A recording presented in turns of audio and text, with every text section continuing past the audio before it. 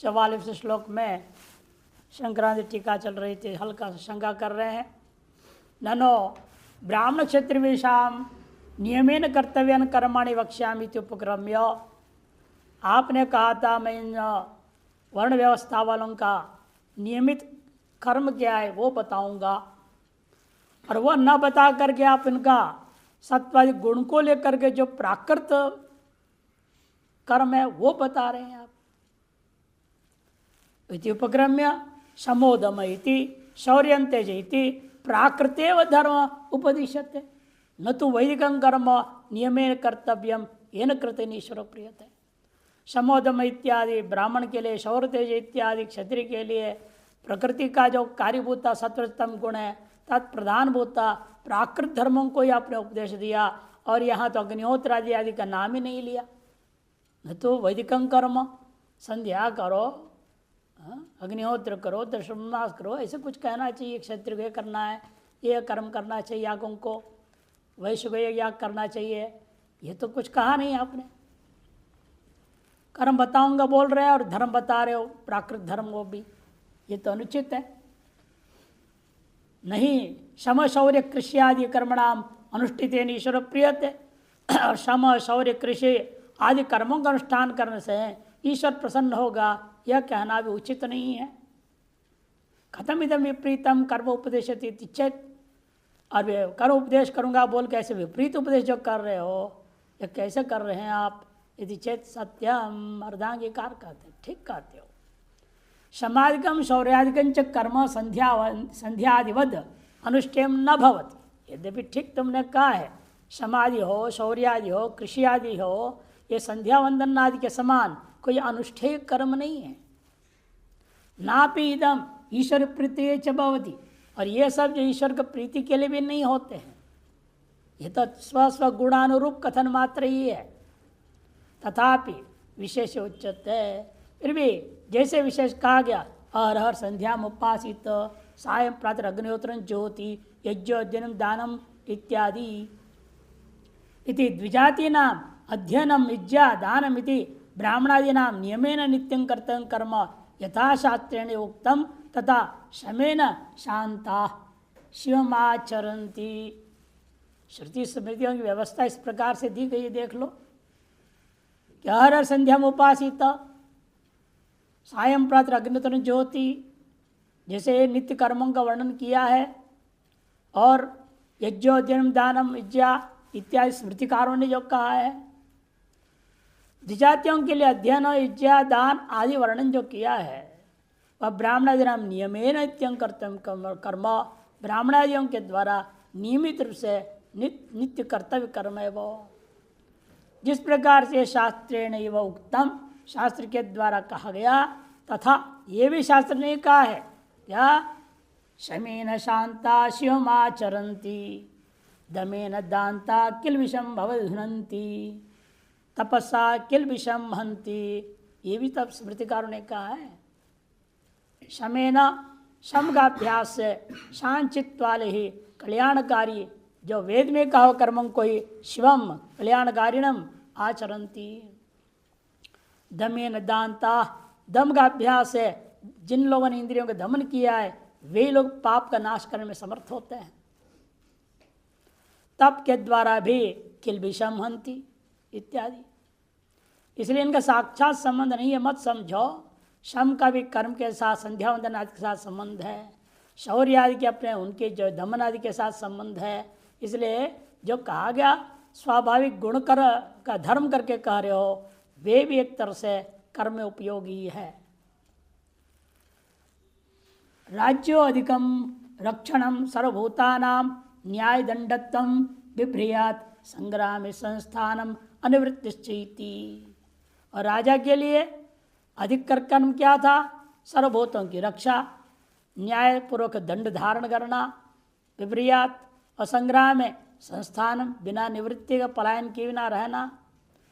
कृषि वाणिज्य च स्वयं कृते कुसीदंच इति, कृषि और वाणिज्य वैश्य के लिए स्वयं करने पर उसे प्राप्त हो व्याज आदि का लाभ को उठा करके रक्षा करता है। शूद्र चतुर्थो वर्ण एक जाति तस्यापि सत्यम अक्रोध परिचर्या चैत्रेशामिति एतानि अपि कर्माणि अनुष्ठेत्वेन शास्त्रेण उक्तानि भवन्ति।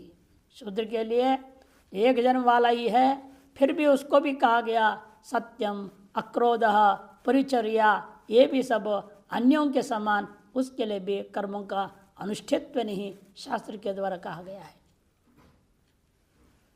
किंतु अयम अत्र विशेष, फर्क क्या है?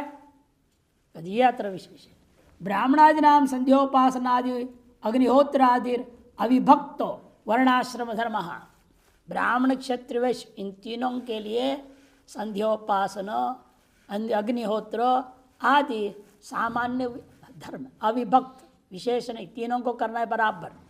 संध्या भी तीनों करेंगे, अग्निहोत्र भी तीनों करेंगे, है कि नहीं? ये सब तीनों ही वर्ण वाले के गृहस्थों के लिए सामान्य ही है।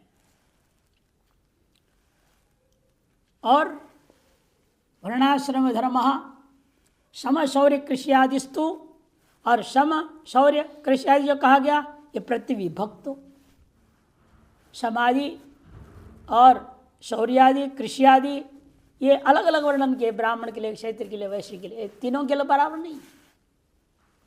और वेद संध्यावंतन आदि क्या है? तीनों के लिए बराबर है। ये फर्क है इन दोनों में। ये तो जाति धर्म, वर्णाश्रम धर्म नहीं, इसको कहते हम लोग जाति धर्म कहा जाता है।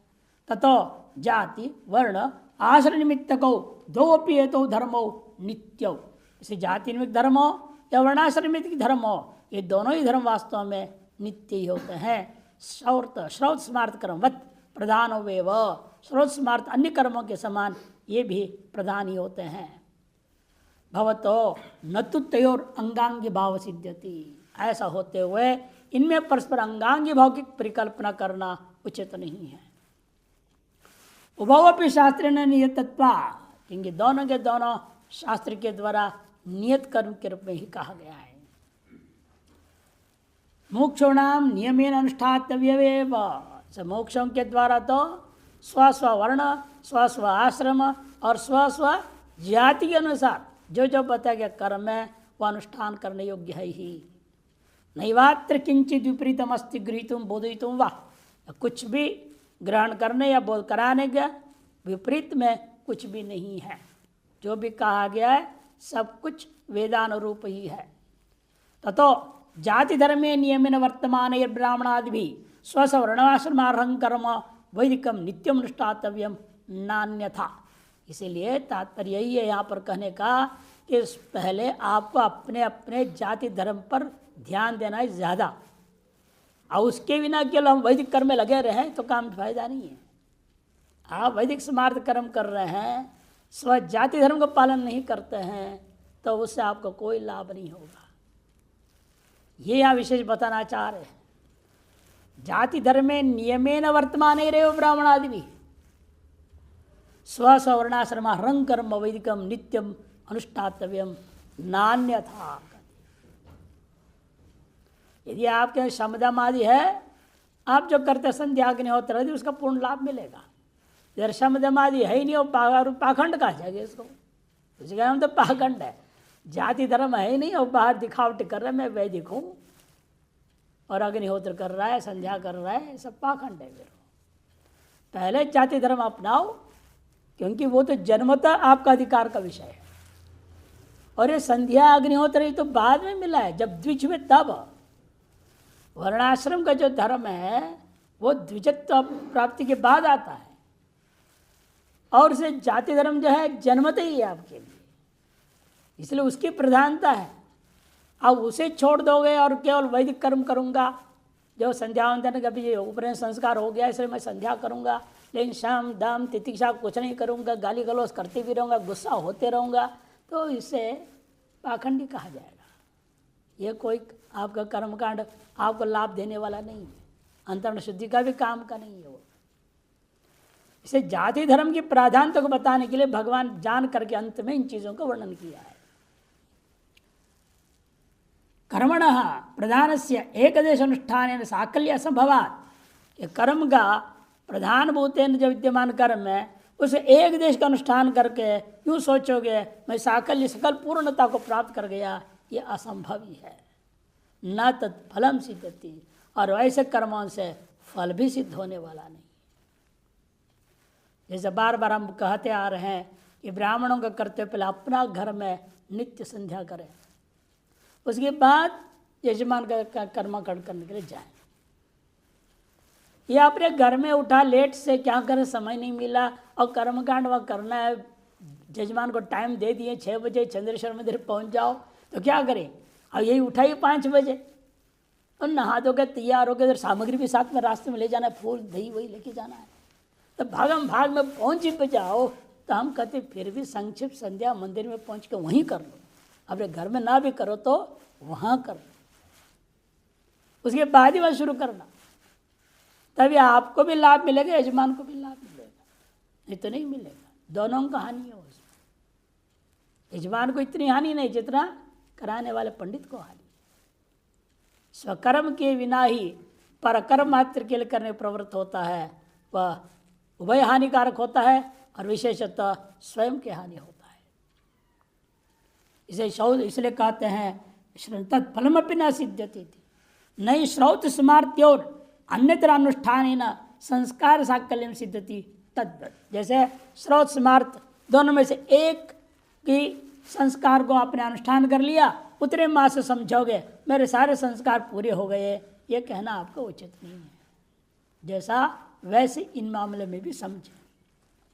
ततः जो निष्कर्ष है, स्वधर्मे समादौ शौर्यादौ सदा वर्तमान रेव ब्राह्मण क्षत्रियादि संध्याग्नोत्तर नित्यं कर्म नियमेन कर्तव्यमिति सिद्धम। इसलिए जो स्वधर्म है आपका क्या है, मुख्य समाधि है, ब्राह्मण के लिए शौर्यादि, क्षत्रिय के लिए कृषि आदि, वैश्य के लिए उनमें विद्यमान होकर के ही वर्तमान रेव ब्राह्मण क्षत्रिय आदियों के द्वारा संध्याग्निहोत्र आदि नित्य कर्म करेंगे, तभी उनको सम्यक उसका फल प्राप्त होता है। इति सिद्धम। टिप्पण वैश्य शूद्र स्वाभाविकानि कर्माणि प्रतिपादयति कृषि। वैश्य और शूद्र के लिए स्वाभाविक कर्मों को प्रतिपादन करने के लिए आरंभ करते कृषि। पहले के अनुसार तो ये सब लग जाता है, आज के अनुसार तो लगना मुश्किल है, क्योंकि महाभारत के बाद ही कहा था अर्जुन ने वर्ण संकरो विजायते, वर्ण संकर पैदा हो गए। इसलिए आप देखेंगे जापान वगैरह में जो है ना, वो जाति मानते नहीं, कर कोई है ही नहीं कोई जाति, सब खिचड़ी हो चुकी है। कैसा पता चलेगा इस बच्चे में कौन सा जाति धर्म है, ये ब्राह्मण जाति धर्म वाला बच्चा है कि क्षत्रिय धर्म वाला है कि वैश्य धर्म वाला है, शूद्र धर्म वाला है, कैसे निर्णय लें। और निर्णय ले बिना किस मार्ग में इसको आगे बढ़ाना है तय कैसे करेंगे। इसी वो लोग क्या करते हैं, बच्चे के सामने खिलौने रखते हैं, वो खिलौने इधर पूजा पाठ का भी रख देंगे, इधर फाइटर वाइटर बंदूक भी रख देंगे, अब इधर जो चावल दाल भी रख देंगे, इधर झाड़ू पोछा भी रख देंगे, और देखते बच्चा अब कहाँ जाएगा। बच्चे इधर उधर देखते देखते जो वो इसको लगता है अंदर से अच्छा, वो उसको पकड़ता है, समझते हैं वो इसका मतलब ये क्षत्रिय है इसलिए बंदूक उठा रहा है, इसको झाड़ू प्रिय है मैंने शूद्र धर्म वाला है, तो घंटी उठा रहा है, घंटी बजा के मजा ले रहा है बच्चा, मैंने समझते ये ब्राह्मण होने लायक है, तो उसी हिसाब से उसको अपना पढ़ाई लिखाई में लगा देते हैं। आजकल वैसा कर रहे हैं वो लोग। आंतरिक संस्कार को समझने के लिए बाह्य ये चाल उन्होंने इस्तेमाल किया। उसके अनुसार कोई तब उठाता है क्या, कान में लगाता है, यूँ करता है बच्चा, ये डॉक्टर बनेगा, इसके संस्कार अंदर से जो है डॉक्टरी का है, इसे बार बार उसी को उठाता है, कान में लगा करके देखता है। इस तरह से वो हिसाब से किताब से अनेक चीज़ों को रखते हैं और महीनों लग जाता है निर्णय लेने में, एक दिन में निर्णय नहीं लेते वो लोग। हर बच्चे के बारे में रिपोर्ट बनाते रहते, आज ये बच्चे ने ये चीज़ से खेला है, अगला दिन किससे खेला है, फिर इस तरह से महीने पर एक बार निर्णय लेते सामान्य तौर पर इस बच्चे का प्रवृत्ति किस तरफ थी। ऐसे उनको ब्राह्मण क्षेत्र में शूद्र का निर्णय ले रहे हैं वो लोग। यहाँ भी अब भारत पे वही परंपरा अपनानी पड़ेगी लगता है कि यहाँ भी वर्ण संकर परंपरा ज़्यादा हो गया है। नहीं तो उन्हें बच्चों को पता ही नहीं था हमें क्या करना है, क्या है पता ही नहीं। कल भी नहीं 2 बच्चे क्या बोला है पता ही नहीं है, माँ बाप ने कहा तेरे को इंजीनियरिंग पढ़ना है तो पढ़ रहे हैं। अब पता ही नहीं हमारे अंदर क्या है। और जबरदस्ती लगे हुए हैं और गोता भी खा रहे हैं, फिर भी लगे रहते हैं।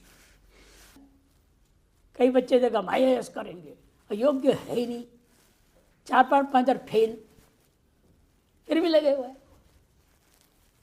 ऐसा कारण है कि हमने उनके संस्कार को समझा ही नहीं और वो अपने इधर सुन कर देखा देखी कुछ अपना लग जाते किसी न किसी, माँ बाप के दबाव में कर देते हैं। लेकिन वो उनकी जाति धर्म अभिव्यक्त सम्यक नहीं हो पा रहा है।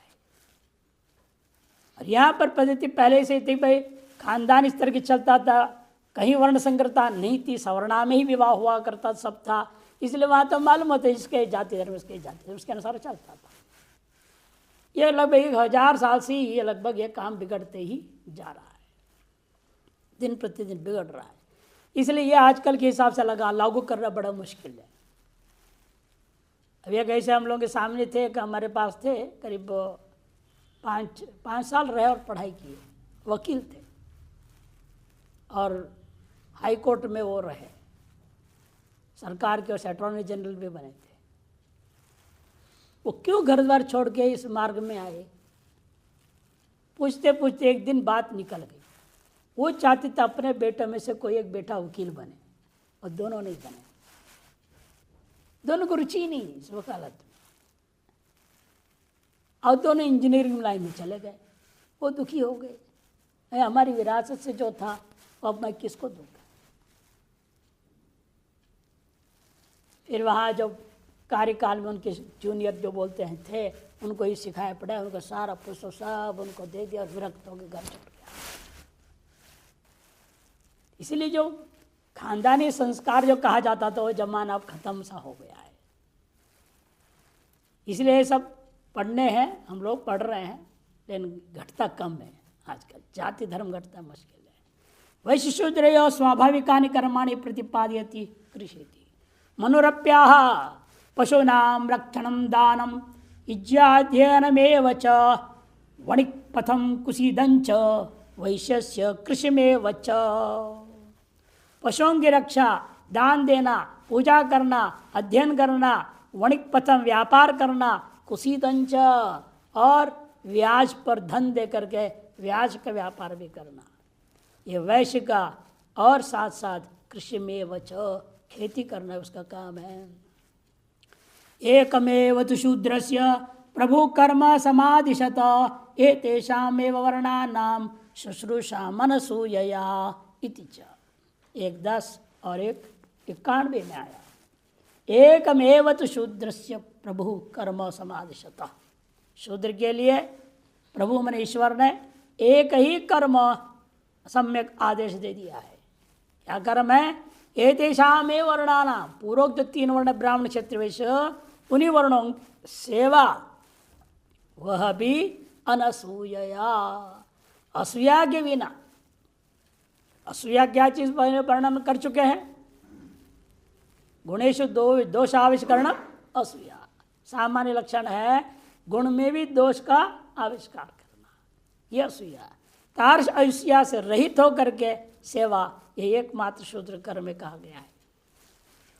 यद्वा ब्राह्मण स्वभावस्य सत्वगुण एव प्रभव शांतत्वात्, क्षत्रिय स्वभावस्य सत्वोपसर्जन रजः ईश्वर स्वभावत्वात्, वैश्य स्वभावस्य तमोपसर्जन रजः कृष्याय स्वभावत्वात्, शूद्र स्वभावस्य रजोपसर्जन तमः शुश्रूषा स्वभावत्वात्। ये यहाँ कहना सामान्य रूप में अभिप्रेत है। ब्राह्मण का स्वभाव सत्वगुण होता है, क्योंकि वह सत्वगुण से उत्पन्न है, क्योंकि सदा शांत रहने का स्वभाव है। क्षत्रिय का स्वभाव यह है सत्वोपसर्जन और रज प्रदान है, क्योंकि उसे शासन करने का स्वभाव देखने को मिलता है। वैश्य स्वभाव तमोपसर्जन रज प्रदान है, इसे उसके अंदर कृष्यादि स्वभाव देखा जाता है। शूद्र में रजोपसर्जन तम प्रदान होने से शुश्रूषा स्वभाव देखा गया है। त्रिगुणात्मकत्वे कथम स्वकर्म भी बंधनम न भवति, विचार होता है त्रिगुणात्मक होने के नाते जो भी जब अपना अपना कर्म करे उससे भी, उस कर्म से भी बंधन क्यों नहीं होगा? संसार वृक्ष छेदगंच कथम, और इस संसार वृक्ष का छेदन करने में समर्थ कैसे हो जाएंगे? इति चेत, इसके लिए बताएंगे आगे। आप अपने अपने कर्म करें, स्वे स्वे कर्मण्य विरतः संसिद्धिम लभते नरः। 45वें श्लोक में कहेंगे अगले ही में। फिर आप कैसे होगा भी आगे बताया, स्वकर्णात विद्य सिद्धि विद्यति मानव, आगे कहेंगे।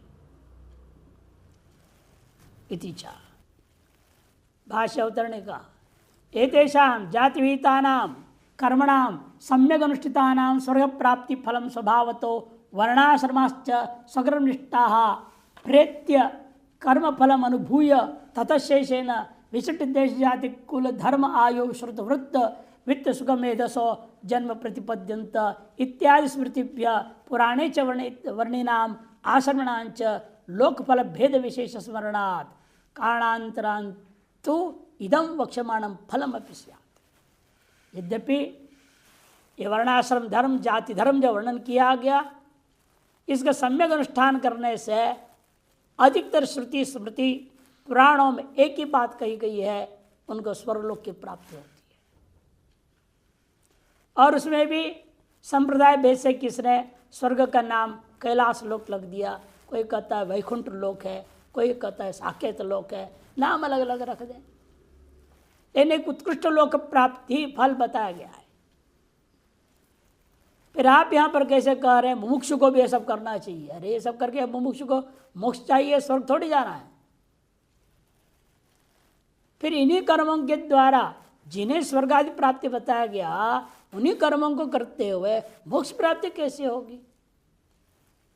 यह प्रक्रिया आपको बताना जरूरी है। इसके लिए आगे के 2 श्लोक आरंभ हो रहे हैं। वही समझा रहे एतेषां जाति विहितानां कर्मणां सम्यक अनुष्ठितानां, जाति धर्मों को जो जाति विहित है उन कर्मों को सम्यक अनुष्ठान करने पर स्वर्ग प्राप्ति फल बता दिया। और स्वभावतो वर्णाश्रमाश्च स्वधर्मनिष्ठा प्रेत्य, जो स्वभावती इसी प्रकार से जाति धर्म में अनुष्ठान कर रहे हैं अपने अपने सम्यक प्रकार से, और स्वभावती अपने वर्ण धर्म आश्रम धर्म अपना अपना उसको भी निष्ठापूर्वक अनुष्ठान करते हैं, वे लोग भी प्रेत्य मरने के बाद कहाँ जाएंगे? स्वर्ग आदि में चले जाएंगे ऊपर। और क्षीणे पुण्य मर्त्यलोकम विशंति, फिर लौट आएंगे यहाँ कर्म फलम अनुभूय, अपना कर्म फल जितनी है उतना वहाँ अनुभव करेंगे। अनुभव करके ततः शेषेण कुछ पुण्य पाप बचा हुआ रहता है, तभी वहाँ से लौटते हैं। तो यहाँ कहाँ पहुँचते हैं? वो कहते विशिष्ट देश जाति कुल धर्म आयु श्रुत वृत्त वित्त सुख मेधसो जन्म प्रतिपद्यन्ते। विशिष्ट देश में आ जाएंगे, विशिष्ट जाति में जन्म लेंगे, विशिष्ट कुल में जन्म लेंगे, विशिष्ट धर्म वाले होकर जन्म लेंगे। आयु और कितना पढ़ेंगे लिखेंगे वो भी हिसाब किताब पहले से काफ़ी तय रहता है। श्रुत और क्या करेंगे, कमाएंगे खाएंगे, वृत्त वो भी बता दिया। और कितने उनके धन दौलत होगा, वित्त ये भी बता दिया।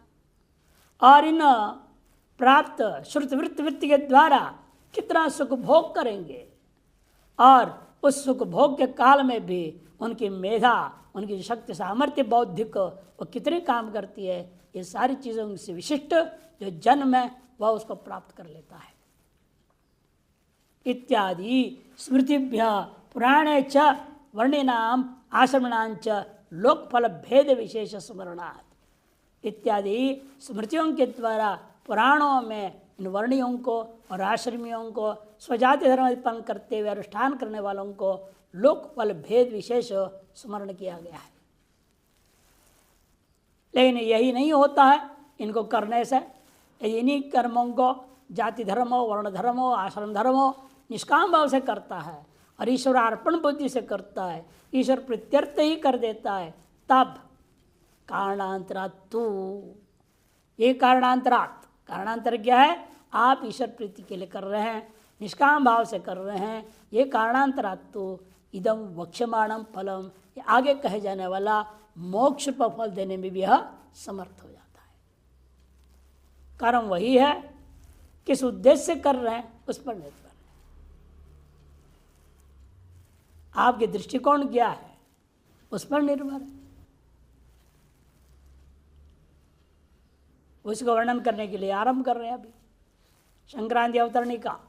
एवं ब्राह्मणादीनां नियमेन कर्तव्यानि समाधिनि कर्माणि तु दुप्लक्षितानि यज्ञोदानं तपः कर्म त्याज्यं कार्यमेव तत् इति श्रौतानि स्मार्तानि च उपदिश्य।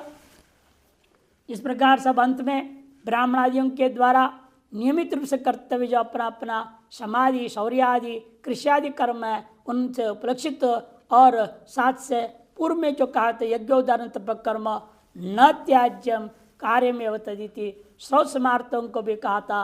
उन सबका समुचित्य उपदिश्य सत्य शुद्धि इन सब का समुच्चय करके अंत में आपके अंतःकरण शुद्धि के लिए तेषाम ईश्वरार्पण बुद्धिया कर्तव्य बोधितुम ईश्वरार्पण बुद्धि से कर्तव्य वे सब इस बात को बोध कराने के लिए तद दृष्टि तद रास्ते में तन्मार्ग में आपकी प्रवृत्ति की सिद्धि के लिए फलम प्ररोचेति फल कथन पूर्वक आपको प्ररोचना करता है प्रेरणा देता है। स्वे स्वे कर्मण्यभिरतः संसिद्धिं लभते नरः स्वकर्म निरतः सिद्धिं यथा विन्दति तच्छृणु। स्वे स्वे कर्मण्यभिरतः संसिद्धिं लभते नरः स्वकर्म निरतः सिद्धिं यथा विन्दति तच्छृणु। अपने अपने जाति वर्ण और आश्रम विविध कर्मों में ही अभिरत रहता हुआ नरः संसिद्धिं लभते यह मनुष्य संसिद्धि को प्राप्त करता है। नरः कहा दिया क्यों? पहले आया था एक जगह और नर क्या बोला था वहां। हमें नर क्यों कहते हैं? हमारे पास एक चीज नहीं है इसलिए हम नर हैं। न विदित्य रई रई माने धनम।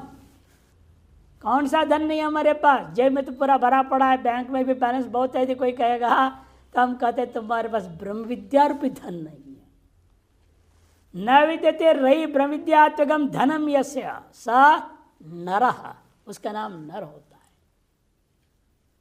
पहले भी एक बार जा चुका है, दोबारा यहां पर आया, इसलिए आपको नर कह दिया। आपके पास सारे धन दौलत हो सकता है लेकिन ब्रह्म विद्या नाम के दौलत बिना अंतरण शुद्धि का नहीं मिल सकता है। और अंतरण शुद्धि कैसे होगी? इन्हीं कर्मों में अभिरत रहते हुए आप संसिद्धि को प्राप्त कर सकते हैं। कैसे प्राप्त होगा अगले श्लोक में बताएंगे। स्वकर्म निरतः सिद्धिं यथा विन्दति। स्वकर्म निरत रहते हुए अंतःकरण शुद्धि रूपी सिद्धि किस प्रकार से प्राप्त होगा वह तत्शृणु, वह अगले श्लोक में बताएंगे, सुनो करिए। शांकरवासी स्वे स्वे यथोक्त लक्षण भेदे कर्मणि अभिरतः तत्परः संसिद्धिं। जो पूर्वोक्त लक्षण भेद से, ब्राह्मण क्षेत्र वर्ण भेद से, आश्रम भेद से, जातितः जो वर्णन किया गया है, कर्मणि उन कर्मों में अभिरत रहता है, उन तत्पर रहता है, वह व्यक्ति संसिद्धिम स्वकर्मष्ठानाद अशुद्धि क्षय सती। स्व स्वकर्मानुष्ठान करने से अशुद्धि मैंने पाप का क्षय होने पर कायेन्द्रियाणाम ज्ञानाधिष्ठान योग्यता लक्षणाम सिद्धिम लभते। वह कौन सी सिद्धि को प्राप्त करता है? अणिमा गरिमा सिद्धि को नहीं प्राप्त करता, हवा में उड़ने का सिद्धि को प्राप्त नहीं करता है। किंतु ये जो सिद्धि प्राप्त करेगा अपने उसके शरीर, उसकी इंद्रियां, उसका मन, ये सब ज्ञान के अधिष्ठान होने योग्य हो जाता है, ज्ञान को धारण करने योग्य हो जाता है। ज्ञान अधिष्ठान योग्यता लक्षणाम सिद्धिम लभते प्राप्त होती। कौन? नरो अधिकृत पुरुष। भाष्य का नर का सीधे अर्थ कर देते हैं, जो अधिकृत पुरुष होता है वही नर है, नहीं तो क्या ऐसा मानव है? मानव भी नहीं है, सब क्या है? मानव। नव मानव। व्याकरण में मानव शब्द को बहुत ही निकृष्ट बताया। मानव है तो अच्छा, दंत नकार है तो मानव से अच्छा है। और मानव भी नहीं मानव भी नहीं, इन दोनों से भी श्रेष्ठ कौन है? वही नर है। नर वही है जो जान रहा है मेरे पास ब्रह्म विद्या रूपी धन नहीं है, उसे पाने के लिए मैं नर बना हूं। और उसके लिए वो लग जाता है, इसलिए उत्कृष्ट हो जाता है। इसे क्या नरयति कह दिया अधिकृत पुरुष किम स्वकर्मष्ठान एवं साक्षात सिद्धि, क्योंकि स्वकर्मष्ठान मात्र से ही सिद्धि हो जाएगी? नहीं, कर्मानुष्ठान करते रहने से मात्र से काम चलेगा नहीं।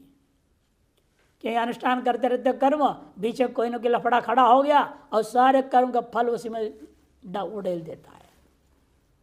बताए ना, एक बार एक महात्मा ऐसे ही लफड़ा फंस गया। महात्मा ने कहा कि भाई आज तक जितने मैंने पूजा पाठ धर्म कर्म किया है, तपस्या किया है, ये सब का फल यही तो कि उसका विनाश होगा। सारा क्या कर्म का फल उसमें डाल दिया। ज्ञान प्राप्ति के लिए करता रहा बेचारा, और वो एक लफड़े में सारा गड़बड़ा गया। इसे नित्य संकल्प करना पड़ता है, ईश्वर प्रीत्यर्थम करना पड़ेगा, उसके बिना नहीं होगा। कथम तर्रे स्वकर्म निरता सिद्धिम यथा येन प्रकार विंदती, स्वकर्म निरत व्यक्ति सिद्धि को किस प्रकार से प्राप्त करता है, वह प्रकार को ये मैं बताऊंगा। तत्सुनो, आगे बता रहे हैं, उसको सुनो कहा। यह विस्तृत विचार है, यद्यपि टीका भाष्य दोनों कम बोल रहे हैं या टिप्पण ज्यादा बोल दे रहे हैं। शांकर भाष्य स्वे स्वे यथोक्त लक्षण वेदे कर्मणि अविरतः तत्पर संसिद्धिम स्वकर्मष्ठानाद अशुद्धि क्षय सती इत्यादि भाष्यकार ने जो कहा उसी को यहाँ ले रहे भी। नरो, पहले अन्वय पूर्वक कथन करते का स्वभाव है। नरा मने ब्राह्मणादि मुक्षुर अधिकारी पुरुष। नर कन सामान्य मनुष्य नहीं लिया जाएगा, जो ब्राह्मण आदि है उनमें भी जो मुमुक्षु जो अधिकारी पुरुष है उसी को यह नर सबसे कहा जाएगा। स्वे स्वे समोदम इत्यादि न विभज्य प्रदर्शित है। स्वकीय कर्मणि समादो श्रुत समार्थे च विरतो नियमेन परिष्ठितो यथा विधि समनुष्ठित सत्कर्म संक्षालित प्रतीप सर्व पाप पटल सन संसिद्धिम लभते, कैसा जोड़ेगा। अपने अपने यशमदम आदि शौर्यादि कृष्यादि सेवादि जो कर्म बता गया, विभाग पूर्वक बता गया, तो दर्शितो स्वकीय कर्मणि उनके अपने कर्म में समाधियों में प्रवृत्त हुआ है। साथ साथ उसके लिए भी जो श्रौत और स्मार्थ कर्म है, संध्या पूजा पाठ आदि अग्निहोत्र आदि, उनको भी में अविरत है। अविरत मतलब नियमेन परिनिष्ठितो, निमित्त रूप से परितः निष्ठायुक्त करता है। कैसे करता है? यथाविधि समनुष्ठितो, यथाविधि सम्यक अनुष्ठान करने से उन सत्कर्मों के द्वारा संक्षालित प्रतीप सर्व पाप पटल धो दिया गया है। विरोधी जो प्रतिबंधक बुता सकल पाप रूप पटल को साफ कर दिया। ऐसे साफ करते हुए सन वह संसिद्धिम, संसिद्धि मने सत्व शुद्धिम सकृत उपदेश मात्रेण आत्म अवगत्यादि आविर्भाव योग्यता लक्षणाम विन्दति। अंतरण शुद्धि उसे मानी जाएगी। थोड़ा बहुत अंतर शुद्धि होने से काम चलेगा नहीं। जैसे आप कहते हो हमने यहाँ कपड़ा धो दिया, देखो कपड़ा कैसा है, फिर भी लाल पीला काला ही रह गया, तो क्या धोया आपने? थोड़ा धोया है, कहीं इधर उधर साबुन लगा दिया तो इधर उधर थोड़ा थोड़ा साफ हो गया, बाकी वैसे का वैसा है, वो धोना नहीं हुआ। उसी प्रकार यहाँ पर ही थोड़ा बहुत अंतरण शुद्धि होना कोई शुद्धि नहीं है। अंतरण शुद्धि वही है मानी जाएगी जब एक बार गुरु कह दे अब फट ग्रहण हो जाए और तुरंत अनुभूति की धरात पे पहुंच जाए। इतनी योग्यता अंतकरण में आ जाए, उसी का नाम वास्तव में अंतरण शुद्धि। वही समझा रहे। सकृत उपदेश मात्रेण, गुरु ने एक बार कह दिया उतरे मात्र से, आत्म तत्व अवगत्य आविर्भाव योग्यता लक्षणाम, आत्म तत्व के अवगति मन अनुभूति की आविर्भाव की योग्यता, तादृश योग्यता रूपा जो शुद्धि है उसको हम अंतरण शुद्धि नाम से कहते हैं। वह उसको प्राप्त होता है। लभते का अर्थ विन्दति तीर्थः। कई बार आदमी समझता नहीं है इस बात को। एक बार ऐसे ही जब हम लोग ऋषिकेश आए, बनारस आदि पढ़ करके इधर उधर रह कर पढ़ा करके भी आया, तब एक महात्मा आचार्य थे, पढ़ाते थे। उन्होंने कहा कि भाई उसको बोलो वो हमारे पास आवे पाठ सुनने के लिए। दूसरों के द्वारा भेज दिया खबर। तो हम सुने 1 बार 2 बार 3 बार। फिर हमने उन चमचों को कहा कह देना उनको, उनके मन में कोई संशय हो तो पूरा हमसे कर ले, हमें उनके पास जाने की जरूरत नहीं। कि हमें पता है उनके पास जो भी है वह अभी अधूरा है, कि कोई भी ग्रंथ गुरुमुख से पूरा किया ही नहीं।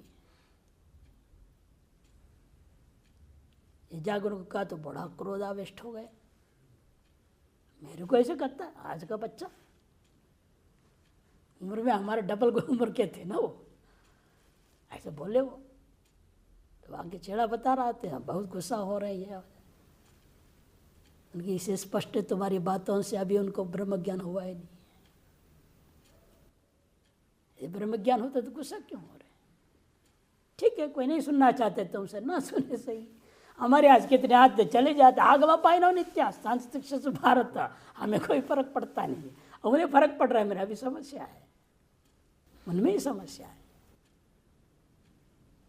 बड़ी विलक्षण स्थिति होती है। फिर हमारे महाराज जय ओमकारेश्वर बोले, उनको कहा स्वामी जी देखो ये लोग इनसे पूछो, ये बोलते बार बार आकर के मेरे से, क्या करूं, जाऊं? उन्होंने कहा तुमने हमसे सुना, उसके बाद कुछ अभी बाकी है सुनना, कहीं को संशय है और वो निवारण कर सकते तो जाओ, नहीं तो मत जाओ। सकृत श्रवण से तुम्हारा कल्याण हो गया है तो मत जाओ, यदि असकृत श्रवण करने की है अभी है तमन्ना तो जाओ। उन्होंने ये नहीं कहा सीधा मत जाओ, हम पर ही छोड़ दिए, भाई तुम अपने आप देख लो, टटोल लो अपने आप को। सेल्फ एनालिसिस कहते हैं अंग्रेजी में इसको। सेल्फ रियलाइजेशन तो बहुत दूर की बात, पहले सेल्फ एनालिसिस ही नहीं कर पाता आदमी, तो सेल्फ रियलाइजेशन कहाँ से होगा? इसे खुद को एनालाइज करो कि कहाँ तक हमारा है। और वो तरीका क्या है? मनन है। मनन कैसे होगा? पढ़ाने से होगा। जब पढ़ाने लगोगे, हर तरह के खोपड़ी आती है ना सामने, उल्टा सीधा पूछने वाले भी आते हैं, तर्क वितर्क कुतर्क करने वाले भी आते हैं, तो आपको मांझ के जाते हुए वह आपके असली गुरु है, वह आपके अपने परीक्षण में बड़े सहयोगी हैं। इसलिए कहा कबीर ने, निंदक नियर रखिए, अपने निंदकों को पास में रखो। पता नहीं अंग्रेजी पढ़े लिखे थे लगता है, निंदक नियर नियर रखिए। इसलिए बड़ा कठिन काम है कि सकृत उपदेश मात्र से आत्मतत्व गति का आविर्भाव हो, तादृश योग्यता प्राप्त करने का नाम वास्तव में अंतःकरण शुद्धि है, वो प्राप्त हो जाता है। ननो बहुवीर ब्राह्मणादिवीर अजस्रं कर्म क्रियते न तेषां तत्कर्म अनुष्ठान सत्वशुद्धि रुक्त लक्षण दृश्यते। कथं कर्म व्यभिचार कथं कर्म व्यभिचरित सत्वशुद्धि लभते आकांक्षायाम आह। बहुत लोग हमने देखा, पूर्व पक्षी कहता है ब्राह्मण क्षेत्र वैसे दिन रात अजस्रम अपने अपने कर्म में लगे रहते हैं, फिर भी कुछ नहीं हुआ है। न तेषाम तत्कर्मानुष्ठान सत्व शुद्धि, और उनके द्वारा उस कर्मानुष्ठान करने से अंतरण शुद्धि जो आप जिस प्रकार का कर रहे हैं तार से अंतकरण शुद्धि नहीं दिखाई दे रहा है, न दृश्यते। कथम कर्तव्य कर्म व्यभिचारत सत्वशुद्धि लभते। जब कर्म इस प्रकार से व्यभिचार करता है तो सत्वशुद्धि के लाभ की बात आप कैसे कह सकते हो? इति आकांक्षायाम यो वाय दक्षिण गार्ग्य अविद्वास्मिन् लोके ज्योति यजते तत्पस्तप्यते बहुनी वर्ष सहस्राणी अंतव देव से तद्भवति। प्रधान को परिषद कहता है, बिना वेदांत को सम्यक को सुने समझे भेद बुद्धि से ही जो व्यक्ति कर्मकांड आदि करता है उसका अंतःकरण कभी शुद्ध नहीं हो सकता है। याज्ञवल्क्य करी, हे गार्गी एवं एतद् अक्षरम अविदित्वा, ये जो अक्षर तत्व ब्रह्म तत्व है उसको कम से कम परोक्ष ज्ञान प्राप्त करके उसको प्राप्त किए बिना यदि कोई कर रहा है, क्या कर रहा है? अस्मिन् लोके ज्योति यजते तपस्तप्यते, हवन करता है, याग करता है, पूजा पाठ करता है, तपस्या करता है, 1-2 साल नहीं, 1-2 बार नहीं, बहुनी वर्ष सहस्राणी, हजारों वर्ष भी कर लेगा, अंतवदेव सिद्ध भवति, उसका कर्म का फल अंतवानी होता है, अंतरण शुद्धि प्राप्त नहीं हो सकती। इति न्यायेन पूर्वोक्त समाधि अभावेन, इसलिए पूर्वोक्त क्या है, समाधि जाति धर्म के अभाव है। कहने के लिए बाहर से दुनिया भर कर्म कर रहा है, उस कर्म का फल स्वर्ग आदि अंत वाला ही मिलेगा, अंतरण शुद्धि नहीं हो सकता। समाधि का अभाव है ना, काम संकल्प अहंकार अभिनिवेशन च कर्माण अनुष्ठित, काम संकल्प अहंकार आदि अभिनिवेश आदि से युक्त होकर के कर्म का अनुष्ठान करता हुआ सत्व शुद्धि न सिद्ध्यति बोधयितुम, सत्शुद्धि नहीं होती। इस बात को बोध कराने के लिए कह दिया आगे, स्वकर्म निरत सिद्धि यथा विन्दति तच्छृणु, ये उत्तरार्ध आया। मुमुक्षुर ब्राह्मण रुक्ति समाज साधन संपन्न स्वकर्म निरत स्वस्य श्रुति स्मृतिभ्यां विहिते वैदिक कर्म निरते निरतो निष्ठता निष्ठितः सिद्धिम सत्व सिद्धिम यथा येन प्रकार विदिति तम प्रकार शृणु श्रुत्वा तथानुष्ठाने मतिं कुरु इत्यर्थः। मुमुक्षु यदि आप हैं ब्राह्मण आदि होते हुए, आपका कर्तव्य क्या है, स्वजाति धर्म ये समदमादि का साधन संपन्न होकर के स्वकर्म जो श्रौत है, वैदिक है, कर्म है, स्मार्थ कर्म है, जो श्रुति स्मृति से विहित है, उनको भी सम्यक प्रकार से अनुष्ठान करते हुए, उसमें निष्ठापूर्वक अनुष्ठान करते हुए सिद्धि में सशुद्धि जिस प्रकार से यन प्रकार विन्दति प्राप्त करेगा, तम प्रकार सुनो श्रुत्वा सुन करके तथा अनुष्ठान है, उसे अनुष्ठान करने में अपना बुद्धि को निश्चय करो इत्यर्थः।